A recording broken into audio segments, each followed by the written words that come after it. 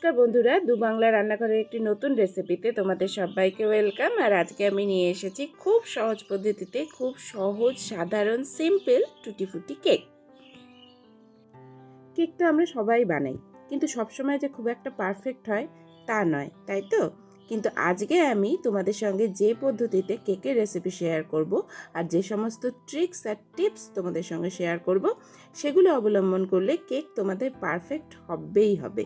তাহলে চলো আর দেরি না করে সোজা চলে যাই রেসিপিতে।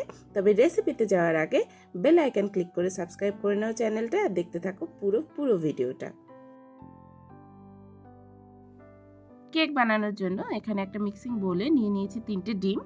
এই ডিমটাকে খুব ভালোভাবে ফেটাতে হবে। কিছুক্ষণ ডিমটাকে ফেটানোর পর এর মধ্যে মিশিয়ে দেব চিনি। এখানে এই বাটিটাতে আমি চিনি নিয়েছি মানে নিয়ে নিয়েছি চিনির গুঁড়ো। কেক বানানোর সময় চিনিটাকে যদি গুঁড়ো করে ব্যবহার করো তাহলে কিন্তু অনেক কম পরিশ্রমে ব্যাটারটা রেডি হয়ে যায়। তা না হলে চিনিটাকে ব্যাটারের মধ্যে মেল্ট করতে অনেক পরিশ্রম লেগে যায়। তো যে বাটিটার আমি চিনি নিয়েছি এই বাটিটাতেই মেপে আমি পরে ময়দা নিয়ে নেব। এবার চিনিটাকে ডিমের সঙ্গে খুব ভালো করে ফেটাতে হবে। কেক বানানোর মূল মন্ত্রই হচ্ছে চিনি আর ময়দা আর তার সাথে ডিমটাকে খুব ভালোভাবে ফেটানো। দিয়ে দিলাম 1 চিপি ভ্যানিলা এসেন্স কিন্তু এর থেকে বেশি দেবে না, এতে কিন্তু কেকটা তেতো হয়ে যেতে পারে। আর এখানে কিছু মিক্স টুটি ফুটি নিয়ে নিয়েছি। এই মিক্স কালারের টুটি ফুটি কিন্তু বাজারে খুব ইজিলি অ্যাভেলেবেল। এই টুটি ফুটিগুলোর মধ্যে একটুখানি ময়দা মাখিয়ে আলাদা করে রেখে দিচ্ছি, পরে এটা ব্যাটারে দিয়ে মিলিয়ে নেব। এবার ডিমের মধ্যে অন্যান্য ড্রাই উপকরণগুলো নেব। ওই বাটিতেই মেপে নিচ্ছি 1 বাটি মতো ময়দা, নিচ্ছি 1 চা চামচ বেকিং সোডা আর 1/2 চা চামচ বেকিং পাউডার।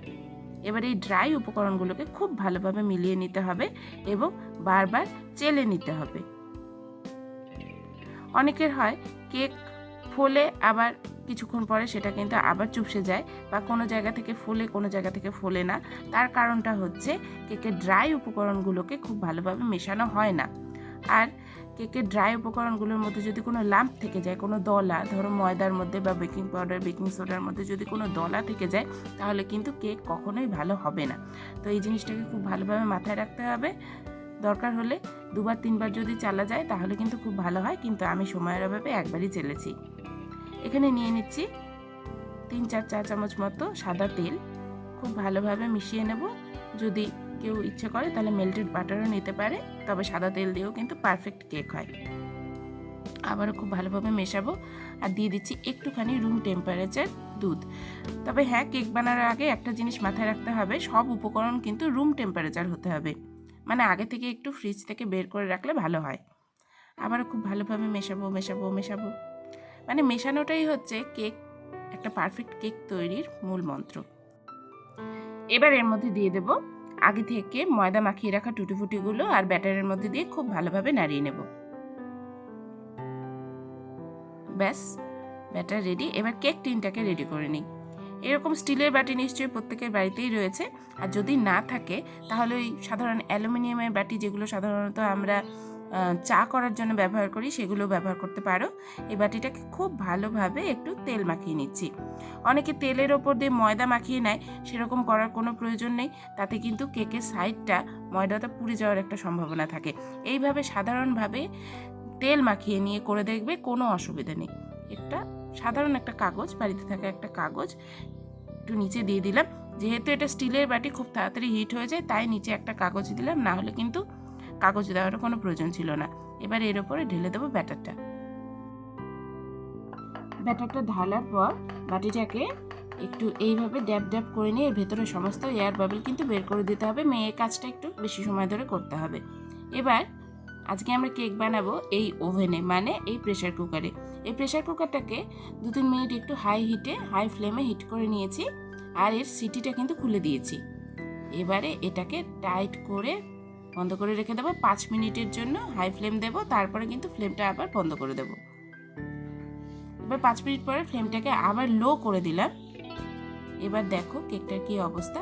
জাস্ট 5 মিনিটই হয়েছে। 5 মিনিট হাই ফ্লেমে দেব, তার বেশি নয়, কারণ এখানে আমি স্টিলের বাটি ইউজ করেছি। স্টিলের বাটি কিন্তু খুব তাড়াতাড়ি হিট হয়ে যায়।